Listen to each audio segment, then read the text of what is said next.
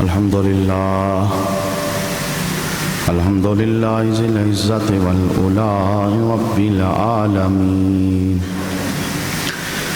والصلاة والسلام على سيد الأنبياء والمرسلين، والعاقبة للمتقين. أما بعد فأعوذ بالله من الشيطان الرجيم. بسم الله الرحمن الرحيم. إذا زلزلت الأرض زلزالها. صدق الله مولانا العظيم. إن الله وملائكته يصلون على النبي يا أيها الذين آمنوا صلوا عليه وسلموا تسليما.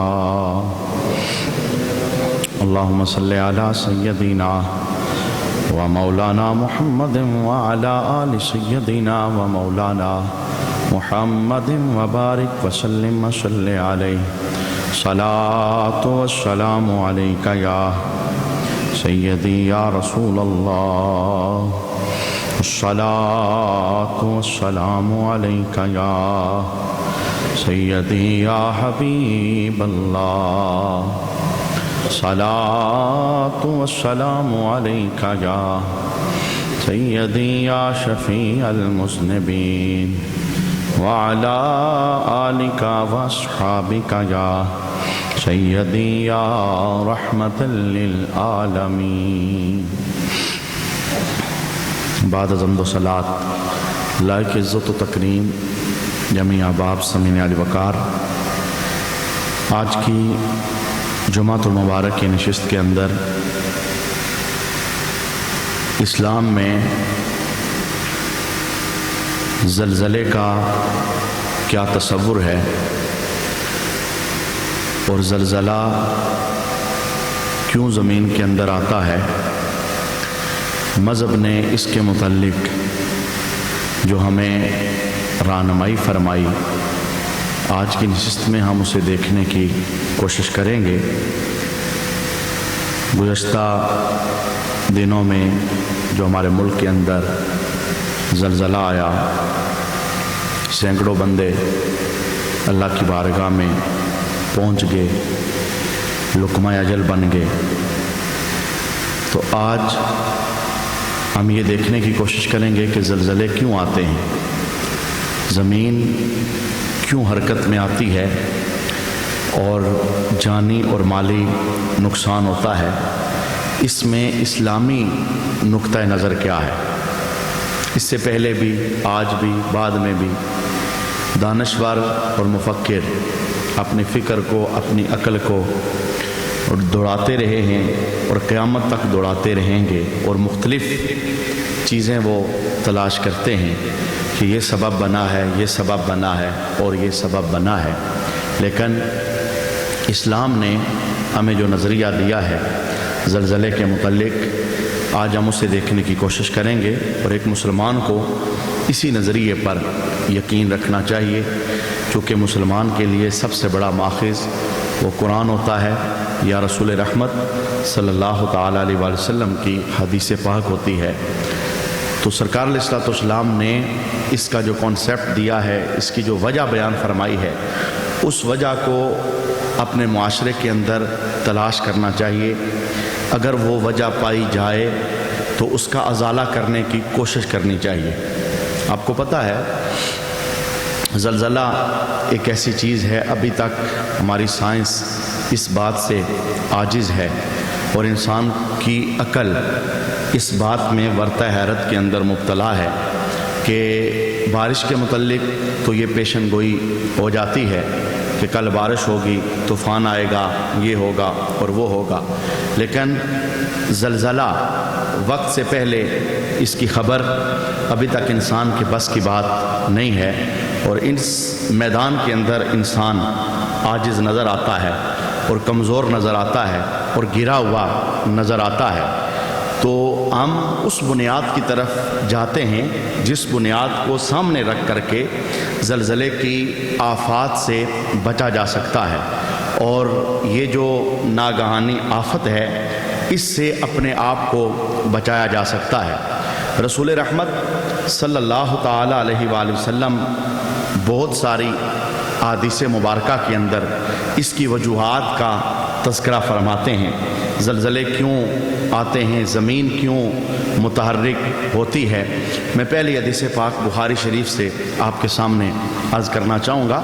حضرت ابو ہریرہ رضی اللہ تعالی عنہ آپ اس حدیث کی روایت کرتے ہیں، اللہ کے محبوب دانائے غیوب منزہ عن العیوب صلی اللہ تعالی علیہ وآلہ وسلم آپ نے ارشاد فرمایا کہ قیامت اس وقت تک قائم نہیں ہوگی جب تک دو باتیں نہ ہو جائیں، یعنی قیامت کے قائم ہونے سے پہلے یہ دو کام ہوں گے، یہ دو باتیں ہوں گی، اس کے بعد پھر آہستہ آہستہ قیامت کا ہنگامہ وہ کھڑا ہو جائے گا اور قیامت قائم ہو جائے گی۔ سب سے پہلی بات وہ کیا ہے؟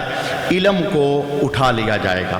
قیامت کی قرب کی نشانیوں میں سے پہلی نشانی اللہ کے محبوب علیہ السلام نے ارشاد فرمائی کہ علم کو اٹھا لیا جائے گا۔ پھر دوسری نشانی اللہ کے محبوب علیہ السلام ارشاد فرماتے ہیں کہ زلزلے بکثرت ہونا شروع ہو جائیں گے، یعنی زلزلہ یہ قیامت کی نشانیوں میں سے ایک نشانی ہے۔ اور جب زلزلے کثرت کے ساتھ ہوں، اگر آپ پچھلی تاریخ کو دیکھنا چاہیں، دنیاوی تاریخ کو دیکھنا چاہیں، چائنا کے اندر ایک ایسا زلزلہ بھی آیا، لاکھوں لوگ چند لمحوں کے اندر لقمہ اجل بن گئے۔ ہمارے ملک کے اندر ایک ایسا زلزلہ بھی آیا، ہزاروں کی تعداد کے اندر لوگ لقمہ اجل بن گئے۔ تو زلزلہ یہ صرف اب نہیں آیا، پہلے بھی آتے رہے ہیں اور قیامت تک آتے رہیں گے۔ یہ قرب قیامت کی نشانیاں ہیں، کیونکہ اس وقت دنیا کے اندر زلزلوں کی بہت زیادہ کثرت ہے۔ مختلف ممالک سے چونکہ میڈیا کے ذریعے آپ انسان ایک دوسرے کے قریب ہو گئے ہیں، ایک کونے کی خبر دنیا کے دوسرے کونے میں بڑی آسانی کے ساتھ پہنچ جاتی ہے اور خبریں آتی رہتی ہیں، فلاں ملک کے اندر فلاں علاقے کے اندر زلزلے کا جھٹکا محسوس ہوا ہے۔ اور اس حدیث کو پیش نظر رکھتے ہوئے اور زلزلوں کی ان کیفیت کو سامنے رکھتے ہوئے علماء اس بات کو بیان فرماتے ہیں، کیونکہ اب قیامت قریب ہے، یہ قرب قیامت کی نشانیاں ہیں۔ جس وقت زلزلے بکثرت ہو جائیں تو پھر قیامت قریب ہے اور پھر قیامت کو دیکھنا چاہیے اور اس کا احساس اپنے ذہنوں کے اندر اتارنا چاہیے۔ اور دوسری بات، زلزلے کیوں بپا ہوتے ہیں؟ یہ بات تو وہ تھی کہ زلزلے کب شروع ہوں گے، ان کی کثرت کب ہوگی۔ جو قیامت قریب ہوتی چلی جائے گی، زلزلوں کے اندر کثرت ہوگی، زمین کی حرکت اللہ رب العالمین کے حکم سے وہ جاری ہو جائے گی۔ دوسری بات، یہ ایک لمبی حدیث پاک ہے، اللہ کے محبوب علیہ السلام نے اس حدیث پاک کے اندر 10 باتوں کو زلزلے کی وجہ قرار دیا۔ ہم تو یعنی دانشور کی کسی عقلی باس کے اندر اپنے آپ کو الجھا دیتے ہیں، کسی مفکر کی فکر کے اندر اپنے آپ کو الجھا دیتے ہیں، لیکن ہمارا مرکز یہ نہیں ہے۔ ہمارا مرکز آمنہ کے لال صاحب حسن و جمال صلی اللہ تعالی علیہ وآلہ وسلم کی ذات والا شان ہے، اور وہ جس بات کو دیکھتے ہیں، جسے محسوس کرتے ہیں، جسے بیان فرماتے ہیں، اس کے اندر ذرہ برابر بھی کوئی کمی نہیں ہوتی اور کسی قسم کی غلطی کا کوئی شائبہ بھی نہیں ہوتا۔ اور قیامت تک کے حالات کو اللہ کے محبوب علیہ السلام نے بر وقت بیان فرمایا۔ یہ چیز اس چیز کا رد عمل ہے۔ اور 10 باتیں اللہ کے محبوب علیہ السلام نے ارشاد فرمایا جس وقت یہ 10 باتیں ہو جائیں تو پھر یہی 10 باتیں وہ زلزلے کا سبب بنتی ہیں، یہی 10 باتیں زمین کی حرکت کا سبب بنتی ہیں، یہی 10 باتیں ہیں جن کی وجہ سے اللہ رب العالمین حکم جاری فرماتا ہے کہ اے زمین تو حرکت کر، بندے میرا دربار چھوڑ رہے ہیں اور مجھ سے دور چلے جا رہے ہیں اور مجھے بھولے ہوئے ہیں۔ آئیے ہم ان 10 باتوں کو دیکھنے کی کوشش کرتے ہیں، ایک ایک نگاہ، کیونکہ ہر بندے کے اندر کا ایک مفتی ہوتا ہے جو اسے فتویٰ دیتا ہے، اور ہر بندے کی سوچ کا ایک دائرہ ہوتا ہے جہاں تک وہ مارچ کر سکتا ہے۔ آپ ان 10 باتوں پر دیکھیے گا، سوچیے گا، تھوڑی توجہ ڈالیے گا اور عقل کے ترازو میں تولنے کی کوشش کیجئے گا۔ آپ کو نظر آئے گا کہ ان 10 باتوں کا ہجوم ہمارے معاشرے کے اندر رچا بسا ہوا نظر آتا ہے، اور ان میں سے کچھ باتیں تو ایسی ہیں ہمارا معاشرہ اس کے ساتھ یوں لپٹا ہوا ہے، اب کوئی انہیں غلط کہنے والا نہیں ہے، اب ان کے خلاف کوئی جہاد کرنے والا نہیں ہے، اب ان کے خلاف کوئی بولنے والا نہیں ہے، اب ان کے خلاف کوئی دیوار کھڑی کرنے والا نہیں ہے، ہر کوئی خاموش خاموش اور خاموش ہے اور بولنے کی جسارت نہیں کرتا، ہمت نہیں کرتا، صرف اتنی بات کہہ کے سارے تو ایسے کر رہے ہیں، سارے تو یہ کر رہے ہیں، ہر کسی کو کرتا دیکھ کر کے اب بندوں نے ان معاملات کے اندر چپ سادھ لی ہے، بولنا ختم کر دیا ہے، برائی کو برائی کہنا ختم کر دیا ہے۔ آئیے ہم ان 10 باتوں کو دیکھنے کی کوشش کرتے ہیں جو زلزلے کا سبب ہوتی ہیں، جن کی وجہ سے زمین کے اندر حرکت پیدا ہوتی ہے۔ یہ کسی اخبار کی سرخی نہیں ہے، یہ کسی ڈائجسٹ کا بیان نہیں ہے، یہ کسی میڈیا کی رپورٹ نہیں ہے، یہ اس اللہ کے محبوب علیہ السلام کی زبان سے نکلے ہوئے مبارک کلمات ہیں جن کے متعلق اللہ خود کہتا ہے میرا سونا تب تک بولتا نہیں جب تک میں اسے بلاتا نہیں۔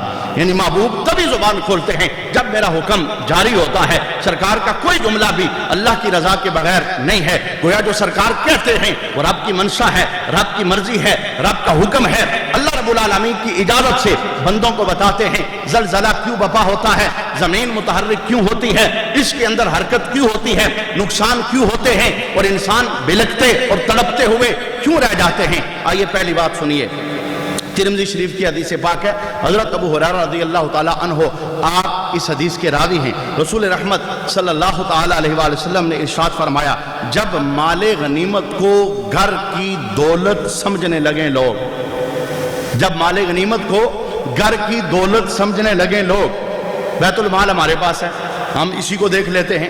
بیت المال کا مقصد یہ تھا ہر غریب تک روٹی پہنچ جائے، بیت المال کا مقصد یہ تھا ہر محتاج مریض اس کے علاج کا کوئی بندوبست ہو جائے، لیکن یہاں تو بیت المال کس کے پاس پہنچتا ہے؟ غریب کتنے بلک رہے ہیں، کتنے تڑپ رہے ہیں، اور کتنے ایسے ہیں جن کے پاس گھر نہیں، کتنے ایسے ہیں جن کے پاس علاج کی کوئی سہولت نہیں ہے۔ یہ جو وزیر لگایا جاتا ہے اور جو بیت المال کی حفاظت پر مامور لگایا جاتا ہے وہ اسے ذاتی ملکیت بنا لیتا ہے، وہ اسے گھر کی دولت بنا لیتا ہے، وہ حقدار تک اس کا حق پہنچنے نہیں دیتا، اور پھر اسے کوئی پوچھنے والا بھی تو نہیں، پھر اس کے ساتھ کوئی اس طرح کا معاملہ کرنے والا بھی تو نہیں کہ تو نے کتنے غریبوں تک بیت المال کا جو حق تھا اسے پہنچایا ہے۔ تو اللہ کے محبوب علیہ السلام فرماتے ہیں جس وقت کسی ملک کے اندر بیت المال یعنی اس دور کے اندر کیا تھا، مال غنیمت کو ذاتی جاگیر سمجھ لیا جائے اور اس پر قبضہ جما لیا جائے اور اسے حقدار تک نہ پہنچایا جائے۔ دوسری بات اللہ کے محبوب علیہ السلام ارشاد فرماتے ہیں جب امانت کو غنیمت سمجھ کے دبا لیا جائے، جب امانتیں دبا لی جائیں، حقدار کو اس کا حق نہ دیا جائے، جائیدادوں پہ قبضے ہونے لگے، پلاٹوں پہ قبضے ہونے لگے، دکانوں پہ قبضے ہونے لگے، زمینوں پہ قبضے ہونے لگے، بھائی بہنوں کا حق کھانے لگے، جائیداد سے ورثاء کو حصے نہ دیے جائیں، یہ سب کچھ مال دبانا ہی ہے، یہ سب کچھ کسی کی امانت میں خیانت کرنا ہی ہے۔ فرمایا جس وقت امانت میں خیانت ہو جائے، یہ خیانت ہی کا تو نتیجہ ہے۔ آج کوئی کسی پر اعتبار ہی نہیں کرتا، ضرورت مند اگر قرضے کی بھیک لے کر کسی کے پاس پہنچتا ہے، اچھا بھلا آسودہ بندہ ہوتا ہے، اچھا بھلا دینے کی پوزیشن میں بندہ ہوتا ہے، وہ انکار کر دیتا ہے، صاف لفظوں میں جھوٹ بول دیتا ہے، میرے پاس ہے ہی نہیں، میرے حالات بڑے تنگ ہیں۔ اصل نتیجہ کیا ہے؟ نتیجہ یہ ہے ہمارے معاشرے کے اندر خیانت کا وبال ہے، ہمارے معاشرے کے اندر کسی کا مال لے کے واپس نہ دینے کا رواج ہے، ہمارے معاشرے کے اندر قرض لے کر پھر قرض دبائے جاتے ہیں، ہمارے معاشرے کے اندر قرض لینے کے بعد پھر جس سے قرض لیا ہے ہم نے اسے منہ دوبارہ دکھانا یہ ایک روش بن چکی ہے، اور اس سے بھاگنا یہ ایک انداز اور طریقہ بن چکا ہے۔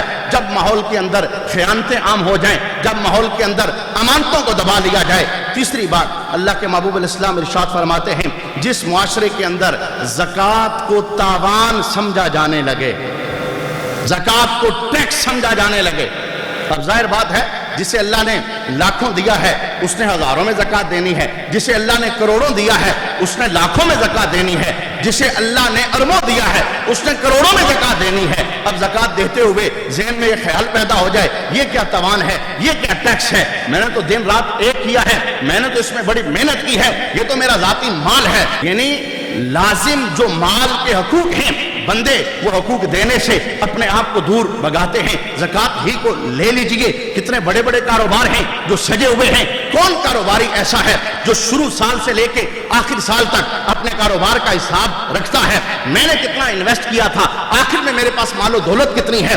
کاروبار کے نتیجے کے اندر مجھے کتنا اللہ کی راہ کے اندر دینا ہے۔ لوگ اپنے اپنے آپ کو دور بگاتے ہیں، جو دینے والے ہیں وہ بھی حساب کر کے نہیں دیتے۔ ہماری عورتیں ہیں سونے چاندی کی زکوٰۃ دینے سے اپنے آپ کو دور کر لیتی ہیں، مختلف حیلے بناتی ہیں، اپنے زیورات کو بچیوں کے نام لگا کر کے زکوٰۃ دینے سے اپنے آپ کو دور کر لیتی ہیں۔ میرے محبوب کریم علیہ السلام فرماتے ہیں جب زکوٰۃ کو تاوان سمجھا جائے، جب زکوٰۃ کو ٹیکس سمجھا جائے، جب اللہ کے دیے ہوئے مال میں سے رب کی راہ کے اندر نہ نکالا جائے، یہ بھی زلزلے کا ایک سبب ہوتا ہے۔ چوتھی بات سنیے، سرکار علیہ الصلوۃ والسلام ارشاد فرماتے ہیں جب دین کی تعلیم کو دنیا کمانے کے لیے حاصل کیا جائے، جب دین اس لیے پڑھا جائے اس سے دنیا لیں گے، دین اس لیے پڑھا جائے اس سے کوئی سرکاری جاب کریں گے، دین اس لیے پڑھا جائے اس سے دنیا کمائیں گے، فرمایا یہ بھی ایک زلزلے کا سبب ہوتا ہے۔ کتنے دین پڑھنے والے ایسے ہیں جنہوں نے دین پڑھ کے صرف دین کو دنیا کا ذریعہ بنایا ہے، وہ یہ مرکز چھوڑ گئے ہیں، وہ یہ رحمت معاویہ چھوڑ گئے ہیں، انہوں نے دین پڑھا تو ہے پر دین نے ان کی اپنی زندگی کے اندر کوئی انقلاب برپا نہیں کیا۔ میرے محبوب کریم علیہ الصلوۃ والسلام ارشاد فرماتے ہیں پانچویں بات، انسان اپنی بیوی کی اطاعت کرنے لگے اور اپنی ماں کو ستانے لگے۔ کتنی مائیں ایسی ہیں جو تڑپ رہی ہیں، ہمیں ہمارا بیٹا پوچھتا نہیں ہے، ہم نے نکاح کروایا تھا، ہم نے شادی کروائی تھی، پہلے تو پاؤں چومتا تھا، اب کبھی حاضری کی بھی توفیق نہیں ہے، پہلے تو ہاتھ چومتا تھا، اب کبھی فون کر کے بھی اچھا بھلا پوچھتا نہیں ہے، پہلے تو دولت میری جھولی میں آ کے رکھ دیا کرتا تھا، اب تو حساب لیتا ہے، کہتا ہے میرے خرچے پورے نہیں ہوتے، میرے بچوں کے خرچے پورے نہیں ہوتے، میرے بیوی کے خرچے پورے نہیں ہوتے۔ فرمایا جس وقت بندہ اپنی بیوی کی اطاعت کرے، میں یہ نہیں کہہ رہا بیوی کو پسے پش ڈال دو، میں یہ نہیں کہہ رہا بیوی کے ساتھ ہنس کے بات نہ کرو، میں یہ نہیں کہہ رہا بیوی کے حقوق ادا نہ کرو، اس لیے کہ جو مذہب ماں کی حقوق کی بات کر رہا ہے وہ مذہب ہمیں بیویوں کے حقوق بھی تو بتا رہا ہے۔ بیوی کا اعلیٰ درجہ ہے، ماں کا اعلیٰ درجہ ہے، کبھی بھی کسی ایک شخصیت کا بیان کرتے ہوئے دوسری شخصیت کا انکار وہ مطلوب نہیں ہوتا ہے۔ تو میرے محبوب کریم علیہ السلام ارشاد فرماتے ہیں جس زمانے کے اندر لوگ بیویوں کی اطاعت کرنے لگے، ماں کو ستانے لگے، یہ زلزلے کا ایک سبب ہوتا ہے۔ چھٹا سبب، اللہ کے محبوب علیہ السلام فرماتے ہیں جس وقت لوگ دوستوں کو قریب کر لیں اور ماں باپ کو دور کریں، بیٹا باپ کے ساتھ چلتے ہوئے شرم محسوس کرتا ہے، میرے پڑھے لکھے دوست ہیں، لوگ کیا کہیں گے تیرا باپ بیکورڈ ہے، پڑھا ہوا نہیں ہے، اس کی عادتیں کیسی ہیں، میں کہتا ہوں باپ تو ہے نا تیرا۔ بیٹیاں سہیلیوں کے سامنے اپنی ماں کو لاتے ہوئے شرم محسوس کرتی ہیں، ہماری ماں کی زبان سے کوئی ایسی بات نکل جائیں گی، لوگ کیا کہیں گے اور میری سہیلی کیا کہے گی، میری دوست کیا کہے گی کہ ماں کی عاداتوں اطوار ایسے ہیں۔ میرے محبوب علیہ السلام نے فرمایا کہ قرب قیامت کی نشانیاں ہیں کہ بندہ دوستوں کو قریب کرے گا، ماں باپ کو دور کر دے گا، اور اس کا دوسرا اگر پہلو آپ دور حاضر میں دیکھنا چاہو تو یوں دیکھ سکتے ہو، دوست نے میسج کیا فوراً اڈے پہ پہنچ، تو بندہ سب کچھ کام کاج چھوڑ کے میرا دوست مجھے بلا رہا ہے، لیکن باپ روز میسج کرتا ہے، اٹھ نماز کے لیے ایک طرف سے کروٹ لیتا ہے دوسری طرف کروٹ بدل دیتا ہے، باپ کا کہا نہیں مانتا، باپ پیٹتا رہتا ہے، باپ بلاتا رہتا ہے، باپ کے کسی حکم پر بندہ توجہ نہیں کرتا۔ یہ ہمارے معاشرے کی وہ تصویریں ہیں جن سے میں بھی واقف ہوں، جن سے آپ بھی واقف ہیں، یہ کوئی ایسی بات نہیں ہے جو غیب بات ہو، جو ہماری نظروں سے اوجھل بات ہو۔ فرمایا یہ زلزلوں کا اسباب ان میں سے ایک سبب ہے کہ جب بندہ دوستوں کو اپنے قریب کرے، ان پر اپنی جانیں نشاور کرے، ان پر اپنی دولتیں نشاور کرے، ان کی ہر بات کو مانے، انہیں وقت دے، ان کے پاس آدھی آدھی رات تک بیٹھا رہے۔ کتنے جوان ایسے ہیں جو چوکوں کے اندر، جو اپنے گھر سے دور کھیتوں کے اندر دوستوں کے ساتھ آدھی آدھی رات تک بیٹھے رہتے ہیں، لیکن اسی جوان کو اپنے باپ کے سامنے 10 منٹ بیٹھنے کی توفیق نہیں ہوتی۔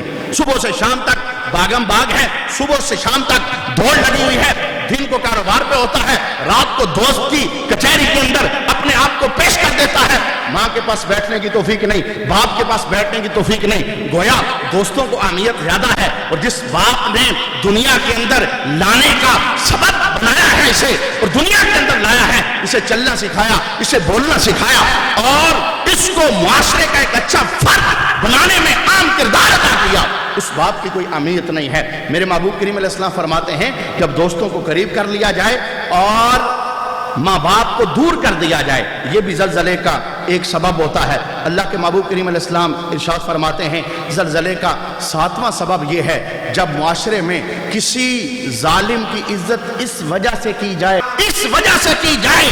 یہ بڑا ظالم ہے، یہ بڑا ڈکیت ہے، یہ ظلم کرتا ہے، اس کی ساری مانتے ہیں، کہیں ایسا نہ ہو اس کا ظلم مجھ تک پہنچ جائے، یہ کہیں شرارت نہ کرے، یہ کہیں مجھے نقصان نہ دے دے۔ ہمارے معاشرے میں یہ جتنا وڈیرا سسٹم ہے یہی تو ہے۔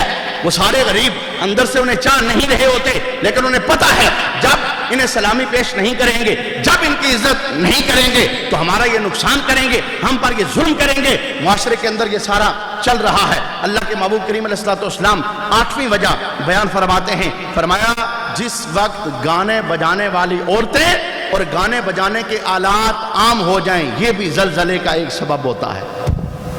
کہاں سے بچو گے؟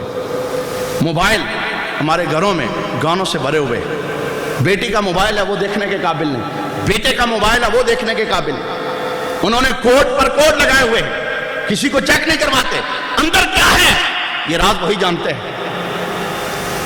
موبائل کو چھوڑیے، کمپیوٹر ہمارے گھر میں 24 آور 24 گھنٹے گانوں سے بھرا ہوا ہے، ہماری گاڑیاں گانوں سے بھری ہوئی ہیں، ہمارے دفتر گانوں سے بھرے ہوئے ہیں، اور یہ معاملہ ایسا ہے کوئی اس کے خلاف جہاد نہیں کرتا، کوئی بولتا نہیں، بولے تو پتہ ہے کیا کہتے ہیں، کہتے ہیں سارے ہی تو کر رہے ہیں، ہم نے کر لیا تو کیا ہوا؟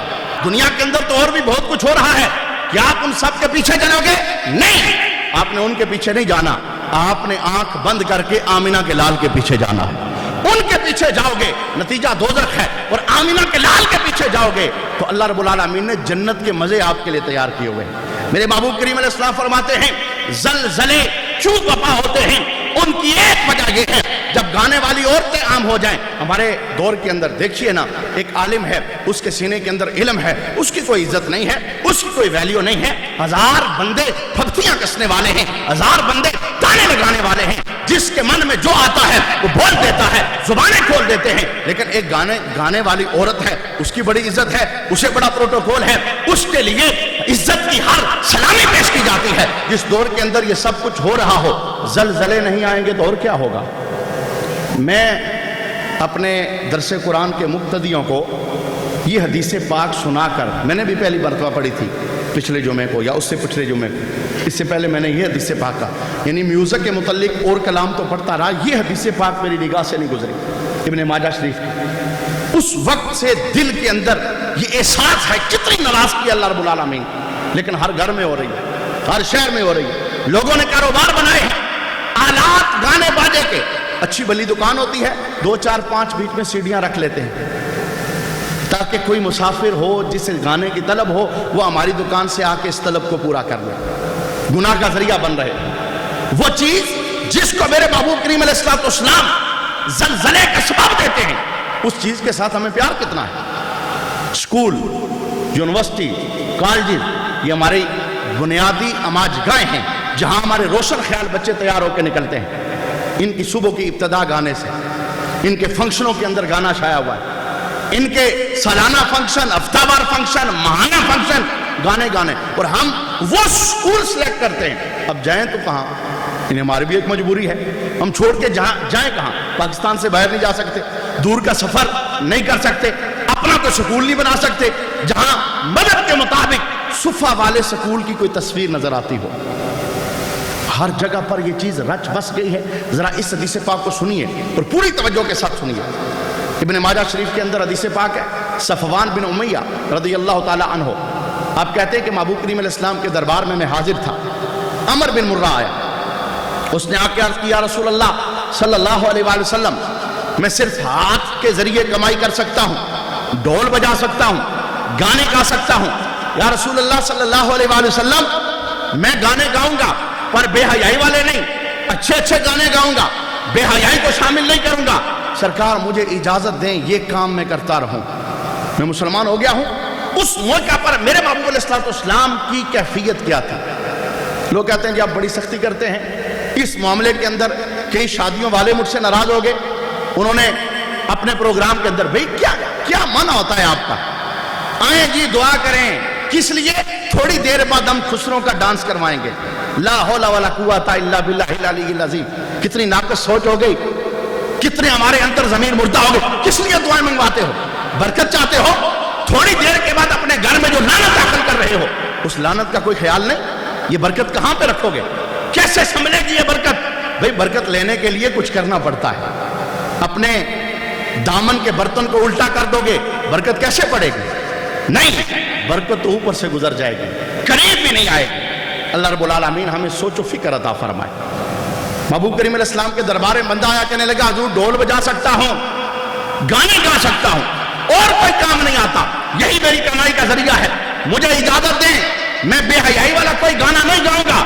اللہ کے محبوب علیہ السلام نے فرمایا اگر اس سے پہلے میں نے تجھے منع کیا ہوتا تو آج تو اجازت لینے آتا تو میں تجھے بڑی دردناک سزا دیتا. اٹھ یہاں سے، اللہ کی بارگاہ میں توبہ کر، اور سن اگر آج کے بعد تو نے یہ والا کام کیا، ذرا میرے محبوب کا جلال دیکھیے گا، وہ کریم نبی جن کے دل میں رحمت ہی رحمت ہے.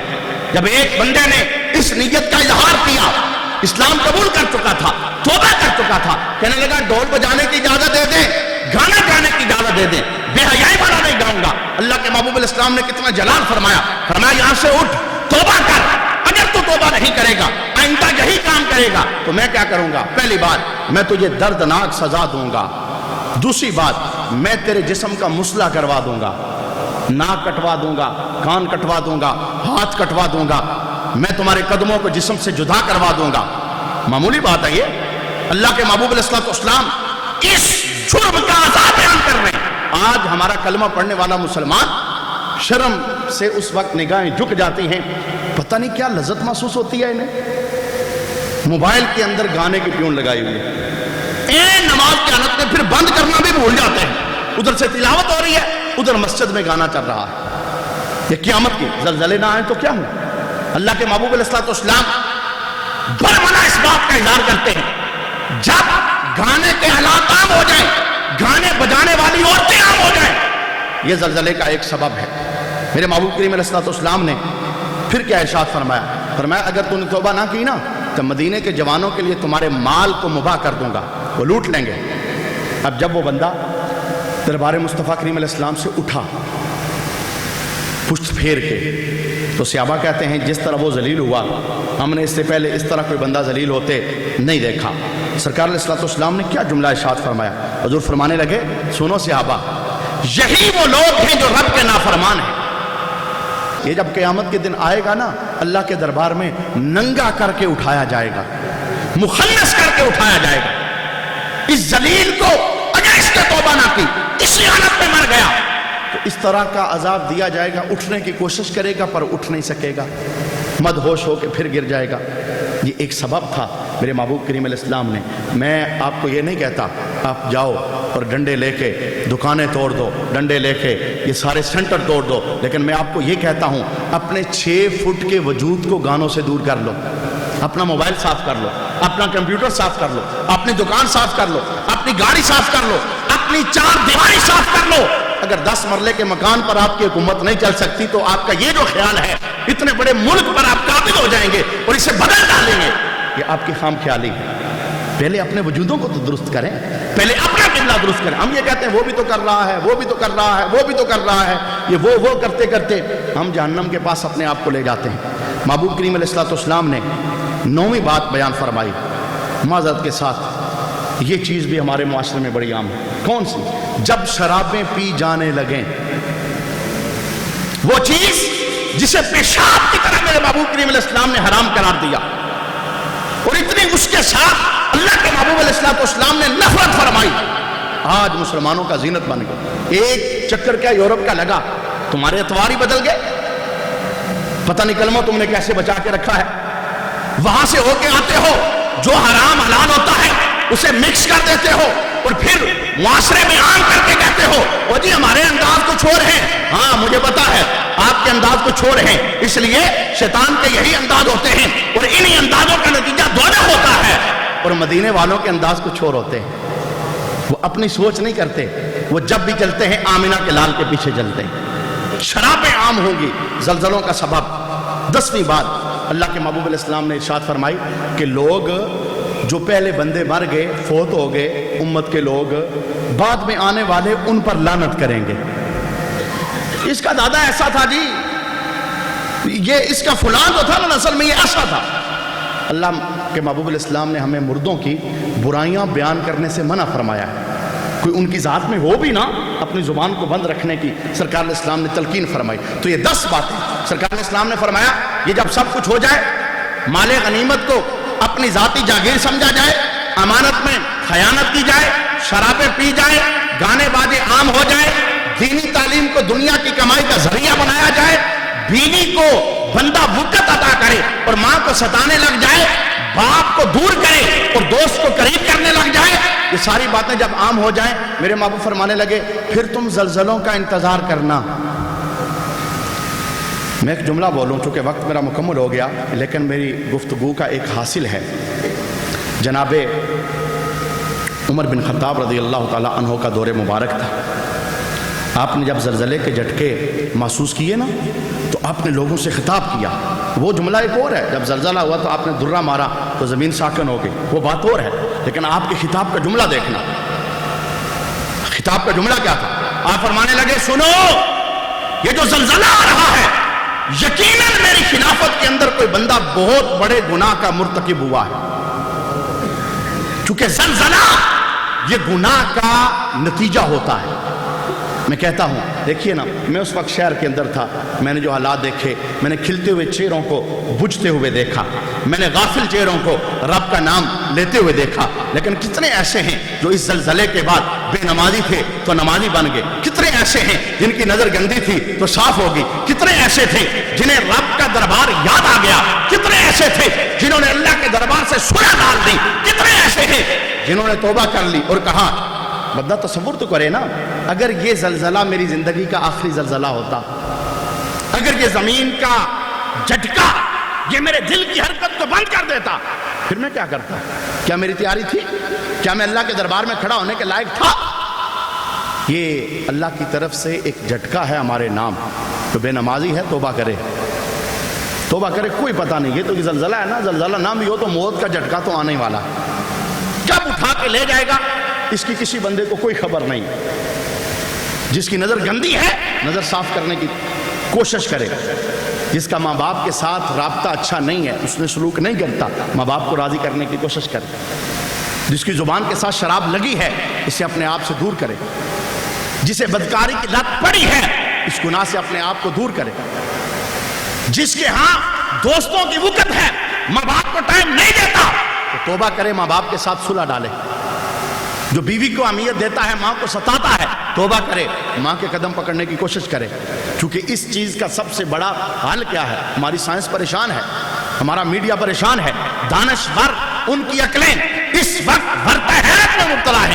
اس چیز کا سب سے بڑا ذریعہ کون سا ہے؟ جناب عمر بن عبدالعزیز نے اپنے گورنروں کو یہ خط لکھا تھا. آپ نے فرمایا تھا اے میرے گورنروں، میرے مطابق کام کرنے والوں، سنو، ملک کے اندر زلزلہ تب ہی آتا ہے جب گناہ ہوتے ہیں. تو تم سب اپنی اپنی رعایا کو یہ بات کہو کہ حضرت آدم علیہ السلام کے سینے پر یہ جو آیہ مبارکہ اتری تھی، ربنا ظلمنا انفسنا وَإِن لَّمْ تَغْفِرْ لَنَا وَتَرْحَمْنَا لَنَكُونَنَّ مِنَ الْخَاسِرِينَ، کثرت کے ساتھ پڑھا کرو اور اللہ کی بارگاہ میں معافی مانگا کرو تاکہ اللہ تمہارے گناہوں کو معاف فرمائے. چونکہ یہ گناہوں کا نتیجہ ہوتا ہے. اللہ رب العالمین ہم سب کو سچی توبہ کی توفیق نصیب فرمائے.